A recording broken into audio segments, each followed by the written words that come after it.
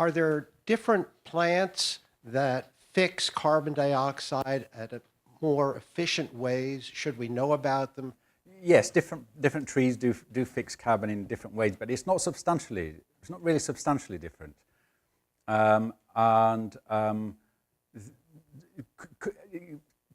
Plants are fairly efficient at fixing carbon, but of course when they die, they release it again.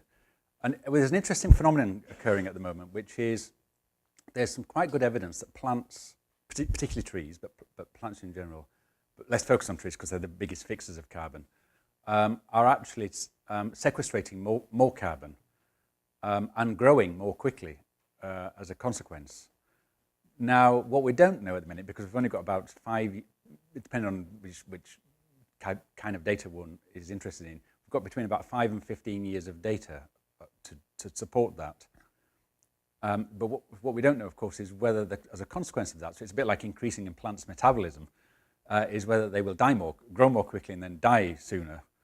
And that remains to be seen. And there's some good physiological evidence. I mean, we don't, based upon how plants fix carbon and sort of photosynthesis, that nitrogen fixation, that could happen. We don't know whether it will happen, but that will, that's basically that's shifting the problem rather than solving the problem. And then the other problem that we have with carbon fixation is that there's a big unknown, which is not plants, which is soil. And soil carbon is completely the amount of carbon stored in soil completely outweighs the amount of carbon, but in the long term that's stored in trees. And with increasing climate change, we do not know whether that carbon will be released much more quickly than it currently is, and that would outweigh any of the advantages of thinking about different plant types potentially.